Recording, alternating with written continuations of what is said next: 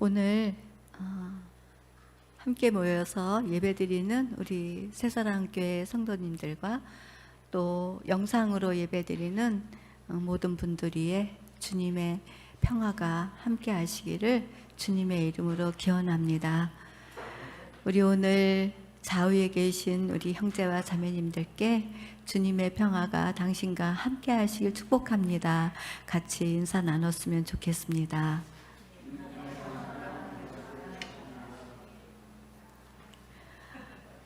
우리 교회가 확장하고 예배드리면서 아마 오늘이 최고 많이 함께하지 못하는 그런 날이 아닌가 이런 생각을 합니다. 하지만 오늘 우리의 모임 가운데 주님께서 함께 계셔서 말씀을 통해서 우리의 영혼을 새롭게 하시고 또 우리 모두가 하나님을 기쁘시게 하는 참된 예배가 되도록 그렇게 성령께서 역사해 주실 줄 믿습니다.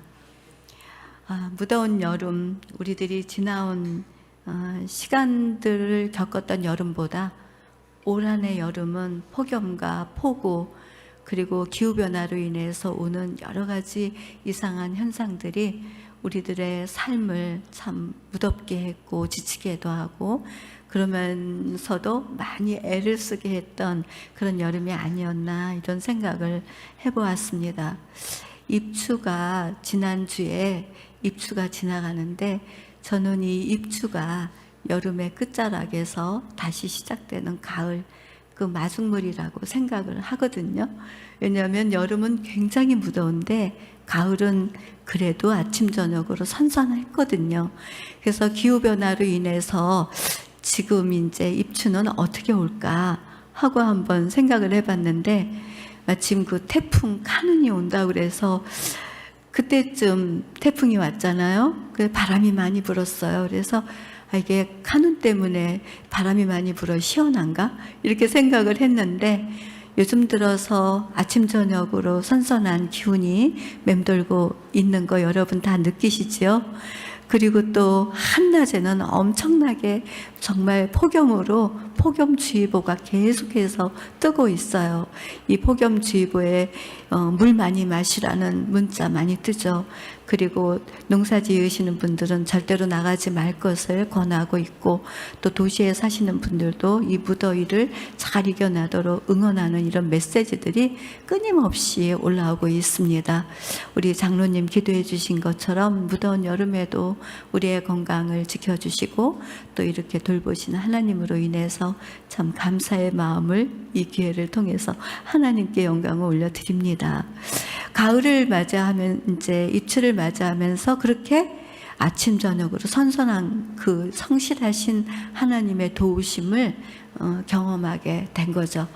그러면서 사람들의 실수로 인해서 기후변화로 인해서 많은 것들이 있지만 우리들은 실수하지만 하나님의 구원은 완전하셔서 우리 모두와 함께 하심을 믿음으로 은혜와 평안을 누리는 그런 하나님의 사람들이 되기를 주님의 이름으로 축복합니다. 하지만 지금 우리들은 그 하나님 앞에서 정직하게 살아야 합니다. 그리고 다시 새롭게 시작되는 그리스도인들로 기후변화에 민감하게 반응을 우리 손에 맡겨주신 그 사명과 부르심을 생각하면서 그리고 가꾸면서 하나님이 보시기에 좋았더라 하시는 그 하나님 나라의 회복을 위해서 우리 모두 수고하는 저와 여러분이 되어야 될 줄로 믿습니다. 이렇게 다짐하고 저도 여기서 또 이렇게 전하지만 사실상 우리들은 완전하지 않아요. 그래서 언젠가는 또 어떤 실수를 하게 될지 몰라요. 이런 이야기들은 믿음이 없다라는 얘기가 아니라 수고하고 노력하지만 하나님의 도우심이 우리들에게는 반드시 있어야 된다. 하나님의 도우심이 없이는 아무것도 할 수 없다라고 하는 이야기입니다. 저는 이 고백을 가지면서 첫 발걸음을 내디딘 그 아브라함을 한 주간 내내 제가 묵상해 보았습니다.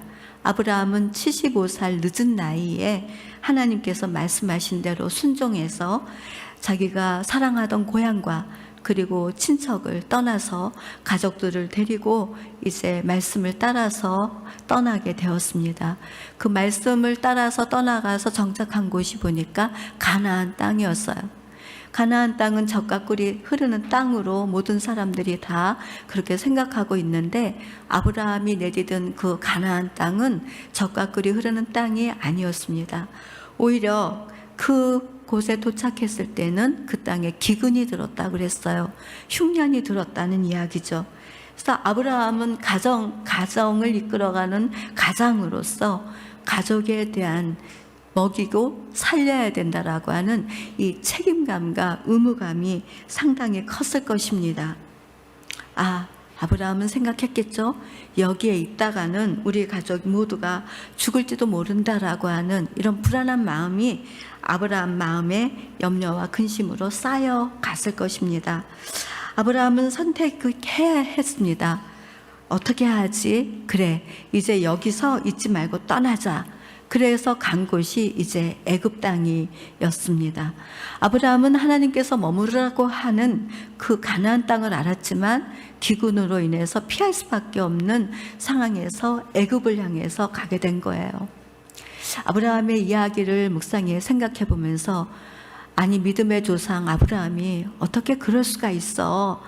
이렇게 말을 할 수도 있을 거예요. 예수를 믿고 따라가던 사람들이 갑자기 세상 길로 향해서 갔을 때, 아니 어떻게 갈 수가 있어? 떠날 수가 있어? 이렇게 말할 수 있겠지만, 실상은 여기 있는 저나 여러분이나 우리의 감정의 폭은 거기서 거기가 아닐까, 이런 생각을 해봤을 때, 그래 그럴 수 있어 라고 하는 그런 생각을 해보게 됩니다. 우리들도 신앙의 길을 가다 보면 하나님의 뜻은 분명히 알아요. 한데 그 뜻대로 순종하지 못하고 그렇게 할 수밖에 없는, 선택을 할 수밖에 없는 그런 일들이 정말 많이 옵니다. 오늘 유채학 권사님은 다니엘의 내 친구를 소개하면서 절대로 우상에게 바친 음식은 먹으면 안 돼, 그런 믿음을 가지고 다르게 살아야 된다, 이렇게 좋은 말씀을 전해줬어요. 그렇게 살아야 되는 게 맞는데 그렇게 살지 못할 때가 있다는 이야기입니다. 고린도전서 10장 13절 말씀을 우리가 같이 한번 읽어보도록 하겠습니다. 시작. 사람이 감당할 시험 밖에는 너희가 당한 것이 없나니 오직 하나님은 미쁘사 너희가 감당하지 못할 시험 당함을 허락하지 아니하시고 시험 당할 즈음에 또한 피할 길을 내사 너희로 능히 감당하게 하시느니라. 아멘. 어쩌면 아브라함이 가는 애굽은 시험 당할 즈음에 피할 길을 내시는 하나님이었을까요? 그런데 성경에 보면 하나님을 믿는 믿음으로 갔다고 하지 않아요. 아브라함의 선택은 자기의 생각에서 순전하게 나온 생각입니다. 그럼 하나님은 실수하도록 그냥 내버려 두시는 하나님이실까요? 아니면 하나님은 우리들의 삶의 도우심과 간섭을 하시지만 가만히 선택할 수 있도록 보고 계시는 그런 하나님이실 수 있지 않을까요? 어쨌든 아브라함은 기근을 피해서 애굽으로 내려갔습니다. 그런데 애굽으로 내려간 아브라함은 더 큰 일을 만나게 됩니다. 그것은 아내인 사레를 누이로 속여서 바로에게 숙청을 들게 할 수밖에 없었습니다. 그렇게 할 수밖에 없었던 이유는 사레가 너무나 예뻤던 거예요.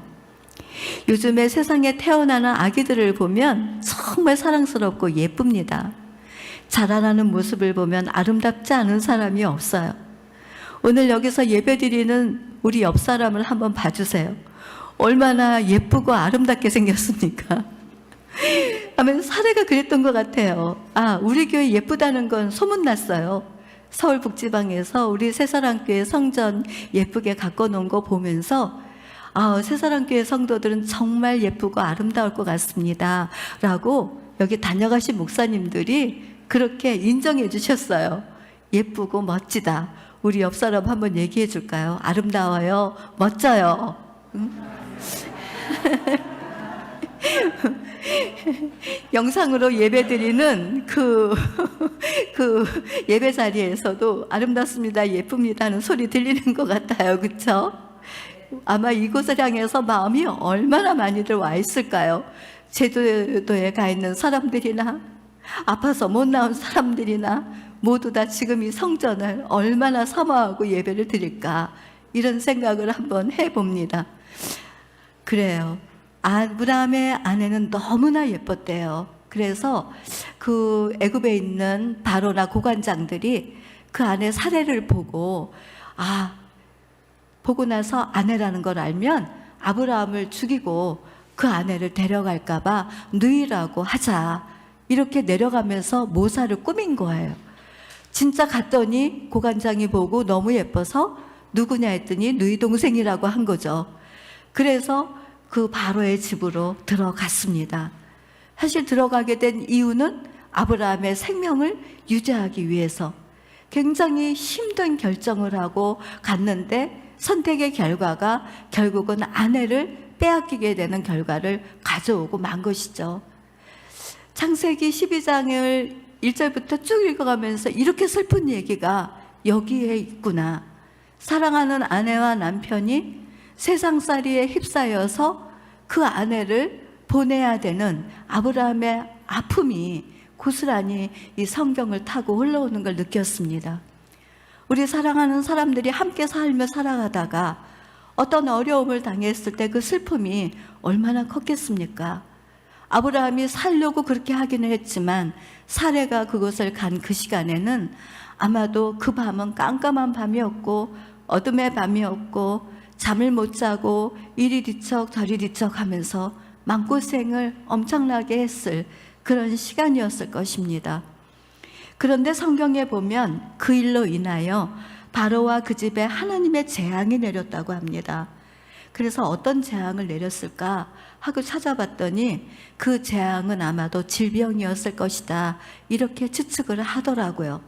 그런데 그 재앙이 내린 것을 보고 바로가 그 아브라함의 아내 사레의 영고인 줄을 알았다는 거예요. 정말 놀랍지요. 그래서 아브라함을 불러서 따져 묻는 겁니다. 너 왜 아내를 갖다가 누이라고 속여서 나한테 보냈느냐? 그 일로 인해서 내가 우리 집에 온 재앙이 임했다, 이런 얘기를 하면서 책망을 했습니다. 사실 아브라함은 사례를 들여보내면서 바로에게 그 재산과 재물과 선물도 굉장히 많이 받았거든요. 그렇지만 이제는 그 바로 앞에서 아내를 그렇게 보냈다는 이유로 인해서 창피를 당하고, 그리고 아브라함은 침묵할 수밖에 없으면서 자기의 잘못을 드러내고 있었습니다.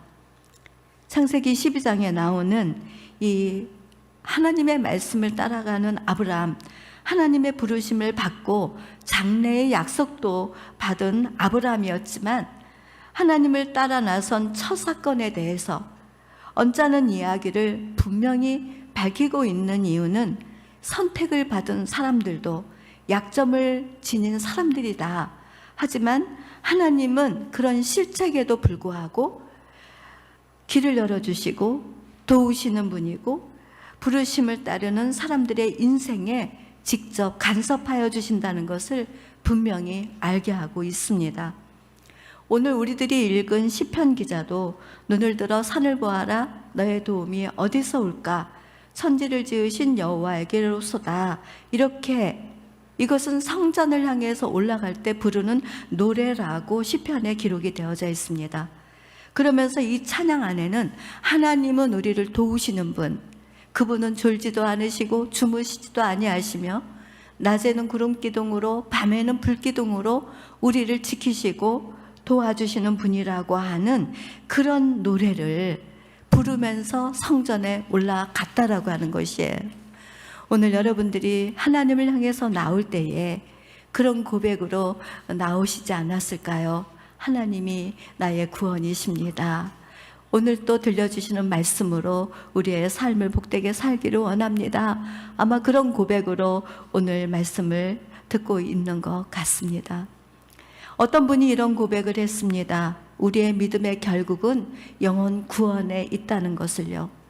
그러나 그 영혼 구원은 종말론적으로 죽음을 맞닥뜨렸을 때에 일어나는 일인데, 그런데 현실 속에서 살아가면서 죽기까지는 불가능한 일들이 너무나 많아서 하나님의 도우심을 입지 않고는 살 수 없다라고 하는 그런 간증을 저에게 들려주었습니다. 이분은 하나님을 경험한 어느 사건을 중심으로 하나님이 구원해 가시는 것을 만났습니다. 자신을 어디로부터 구원해 주셨는지 분명히 알고 있는 것이죠. 내가 만난 하나님, 그 하나님을 많이 알면 알수록 믿음에서 자라나고 성숙해지면서 살아가는 동안 하나님의 부르심이 무엇인지 그것을 알게 되는 사명감, 그리고 거룩함의 은총을 덧입게 되는 사건들이 하나님의 자녀들에게는 허락이 되어져 있습니다. 사람의 시선으로 볼 때는 천천히 자라는 것 같고, 어쩌면 그 사람의 곁에는 하나님이 개입하지 않으시는 것처럼 보이기도 하지만, 우리들의 삶 속의 도우심과 간섭하심으로 변함없이 우리들과 영원히 함께 하심을 믿고 따라가는 믿음을 가지고 살아간다면, 오늘 아브라함이 그렇게 실수를 했지만 거기에서도 도와주심으로 구원해 가시는 그 하나님을 아브라함이 만난 것처럼 우리들도 그렇게 만나고 살아간다면, 조급하여 서두르거나 가르치려 하거나 충고하려 하거나 바르게 고치려고 하거나 하지 않고 그 모습 그대로 인정하면서도 기다리고 오히려 응원해주는 넉넉함으로, 사랑으로 함께하고 하나님 안에서 서로가 새로운 성품으로 만들어져 가게 될 것이 분명합니다. 혹시 여러분 완전한 것을 원하지 않습니까? 저는 굉장히 완전한 것을 많이 요구했던 사람입니다. 테레비에 먼지가 쌓이면 먼지 이렇게 들춰보고, 아, 여기 안 닦았네, 좀 먼지가 있으면 어때요? 그런데도 그거를 꼭 치워야만 속이 시원해지는, 그래서 나의 완전하려고 하는 이것이 상대방을 얼마나 피곤하게 하고 힘들게 했는지, 자녀를 기르면서도 부부와의 관계 속에서도 완전해지려고 노력하는데도 안 되는 것들에 대하여 우리들은 인정해주고 하나님의 아브라함을 있는 모습 그대로 받아주신 것처럼 우리들도 서로 받아주면서 하나님을 본받아 가는 저와 여러분이 되기를 바랍니다. 뿐만 아니라 하나님의 도우심이 우리에게 있음을 우리가 경험하면서 도우심의 손길을 바라는 자들에게 우리가 더 따스함으로 나아가서 구원의 하나님을, 사랑을 전하는 우리 모습이 되기를 주님의 이름으로 축복합니다. 그러면 어떻게 하나님의 도우심이 우리 안에 있을 것을 믿으며 살 수 있을까? 그것은 우리 안에 성령의 역사하심이 있을 것을 기대하는 것입니다. 우리 고린도전서 3장 16절 말씀을 같이 읽도록 하겠습니다. 시작. 너희는 너희가 하나님의 성전인 것과 하나님의 성령이 너희 안에 계시는 것을 알지 못하느냐. 아멘. 성경은 이렇게 가르칩니다. 이 말씀은 우리 안에 나만 있는 게 아니라 우리 안에 성령께서 내주에 계신다는 것이에요. 우리 예지 안에 방울이가 있는 것처럼, 방울이가 아니라 방글이가 들어와 있는 것처럼 우리 안에 성령이 내주하고 계심을 여러분 모두 믿으시기 바랍니다. 할렐루야. 어제 만난 어떤 사람이 있었습니다. 그 사람에게 이런 얘기했습니다. 이번 주 설교 제목은 나의 도움이 어디에서 올까라고 하는 것을 얘기했더니 그 사람이 바로 이런 말을 했습니다. 그야 천지 지으신 하나님이시지요 라고 서둘러서 말씀했습니다. 틀린 말은 아니지만 사실상 우리들은 그 도우심이 우리의 상황과 환경 속에 어떻게 오는지, 그것을 우리들은 우리 안에 계신 성령의 인도하심에 따라서 갈 때에 우리들은 알 수가 있다는 것이죠. 나와 너와 성령의 역사는 다 다르게 올 수 있지만, 그러나 우리들이 성령이 내 안에 계신다는 것을 머리로 아는 것과 그리고 내 삶으로 아는 것에는 차이가 있습니다. 성령이 역사하실 것을 믿는 믿음 안에는 평안이 있지만, 내 힘으로 어떻게든 이것을 이겨가려고 이 불가능한 것들을 이겨보려고 노력하게 된다면 여러 가지 생각으로 휘둘리게 될 것입니다. 뿐만 아니라 주변에서 들려오는 소리는 더 힘들게 하거나 상처를 받거나 또는 상처를 주기도 하죠. 우리 안에 하나님께서 계심을 믿는다고 하지만 성령의 역사하심을 나타내는 하나님의 도우심을 기대하기보다는 내가 주인이 되면 내 마음대로 행동합니다. 그렇게 되면 불안해지고 두려워지고 지쳐가고 실망과 낙심을 번갈아 가면서 계속해서 반복되는 괴로움만 더해가게 되는 것입니다. 그러나 우리 안에 계시는 성령께서는 그것을 원하시지 않습니다. 언제나 우리를 도와주시고 우리 안에 소망을 주시고자 하시는 그 사랑으로 우리 곁에 항상 계십니다.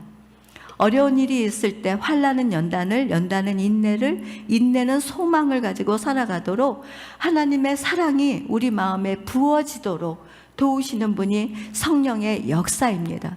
그러니까 성령의 역사를 알므로 우리들은 그 안에서 평안을 누릴 수 있고 그 믿음이 더 풍성해질수록 하나님의 구원을 어떠한 상황에서도 넉넉히 이겨내고 노래하는 우리의 모습이 된다라고 하는 사실입니다. 이것이 진리가 주는 기쁨이라는 것을 생각하고 어려운 일이 있을 때 성령이 어떻게 나에게 역사하실까 그것을 기대해가는 저와 여러분이 되어야 될 줄로 믿습니다. 성령의 역사하심을 기대하면서 우리들이 해야 할 일이 있습니다. 그것은 기도하는 일입니다. 우리 에레미야서 33장 3절 말씀을 같이 읽도록 하겠습니다. 시작. 너는 내게 부르짖으라. 내가 내게 응답하겠고 내가 알지 못하는 크고 은밀한 일을 내게 보이리라. 아멘. 고린도전서 2장 11절에서 12절 말씀도 같이 읽겠습니다. 시작. 사람의 일을 사람의 속에 있는 영의 일에 누가 알리요? 이와 같이 하나님의 일도 하나님의 영 외에는 아무도 알지 못하느니라. 우리가 세상의 영을 받지 아니하고 오직 하나님으로부터 온 영을 받았으니 이는 우리로 하여금 하나님께서 우리에게 은혜로 주신 것들을 알게 하려 하심이라. 아멘. 우리들이 기도할 때에 하나님께서 성령을 통해서 역사하신다는 말씀입니다. 그 성령의 역사가 우리들의 내면을 거룩하게 하시는 일이든지 아니면 표적과 기적을 나타내는 일이든지 또는 우리 안에 말씀이 생각나게 하시는 일이든지 또는 현실을 열어가게 하시는 일이든지 그 모든 것에는 하나님이 개입하고 계시고 우리들의 선택이 잘못되었다 하더라도 거기에서는 변함없는 하나님의 사랑의 도우심으로 우리들과 함께 하나님의 부르심을 받은 그 길을 갈 수 있도록 인도해 가신다는 것입니다. 우리 새사랑교회는 성령의 역사하심을 직접 체험한 교회입니다. 교회의 시작부터가 그러했고 10년 후에 2층으로 올라왔을 때 그러했고 3층에 확장을 할 때도 그러했습니다. 모든 것에 불가능해 보이는 상황과 형편이었지만 그러한 때에 하나님께서는 협력해서 선을 이루시는 성령의 역사를 이루어 주셨는데 그것은 우리 모두가 기도하는 일이었습니다. 그러하기에 우리들의 도우심은 천지를 창조하신 하나님께서 어떻게 어떤 일을 중심으로 역사하셨는지 우리들은 산 증인으로 고백할 수가 있습니다. 이와 같은 진리는 교회 공동체일 뿐만 아니라 우리 개인의 신앙 가운데서도 동일하게 역사하십니다. 당신의 하나밖에 없는 아들 예수를 우리를 살리기 위해서 십자가에서 죽임을 당하게 하신 그 아버지 하나님의 그 풍성하신 사랑이 우리들을 죽음에서 살리셔서 살아있는 사람들로 일으켜 세워 주셨습니다. 그 사랑은 지금 여기서 끝나는 것이 아니라 우리가 영원히 하나님께로 돌아가는 그 영원의 세계 속에서도 영원히 우리들과 함께 하실 것입니다. 그 하나님을 우리는 아버지라 부르고 있습니다. 그리고 그분은 우리를 자녀 삼아 주셨기 때문에 지금의 우리들이 실책하고 힘들게 살아가고 소망 없는 그 모습 안에서도 낙담하고 있는 그 상황 속에서도 책망하지 아니하시고 우리의 모습 이대로 지키시고 간섭하시며 도와주셔서 우리가 주님의 부르심의 길을 잘 갈 수 있도록 동행하여 주실 것을 믿습니다. 여름이 오면서 우리 성도들이 휴가도 가고 때때로 예배당에 나오지 못할 때 더러더러 있을 때 저는 내 마음에 성령의 역사는 어떻게 임하지?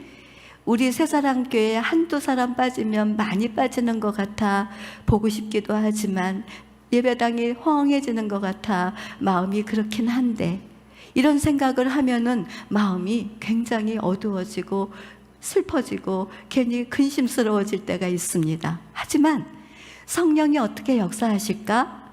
휴가를 떠나가 있는 그들의 발걸음 속에도 하나님이 함께 계셔서 틀림없이 어떤 은혜를 주실 것이야, 이런 생각을 하면서 마음을 내려놓으면 마음에 평안이 온다는 것을, 그리고 염려가 떠난다는 것을, 그것을 경험해 보았습니다.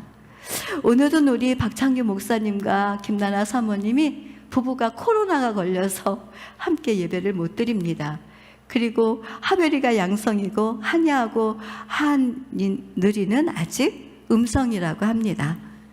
물론 아파서 괴로운 시간이 되겠지만 또 성령의 역사는 그 공간에서 어떤 일을 하실까 이렇게 믿어요. 믿다가도 어떡하지? 우리 한이하고 하늘이는 아니라는데 격리시켜서 내가 보호해야 되는 거 아니야? 또 이런 생각을 하면 또 굉장히 또 복잡해지는 것 같아요. 그런데 우리 한이 엄마, 한이 아빠는 아니라고 얘기해요. 그러면 그 말을 따라서 나를 내려놓고 그리고 성령께서 도와주실 것을 기대하는 그 믿음을 가지고 기도를 하게 되면 염려와 근심이 사라지고 오히려 마음에 평안이 오게 되는 것입니다. 이제 말씀을 마치겠습니다. 우리가 그리스도의 길을 따르면서 그 부르심을 따라가는 동안 어려운 일들이 있을 수 있습니다. 당할 수도 있습니다. 위기도 있을 수 있습니다. 그럴 때 우리는 성령의 역사하심을 믿고 그분 안에 들어가서 기도하면서 그분이 어떻게 구원을 이루어서 하나님의 영광을 나타낼지, 또 이런 도우시는 하나님을 만남으로 인하여 돕는 손길이 없어서 휘둘리고 갈등하는 이들 곁에서 기다림의 성품도 배워가면서 소망을 주고 하나님과 함께 살아가는 한 주간이 되시기를 주님의 이름으로 기원합니다. 아멘. 최진호 전사님 나오셔서 찬양 인도해 주시기 바랍니다.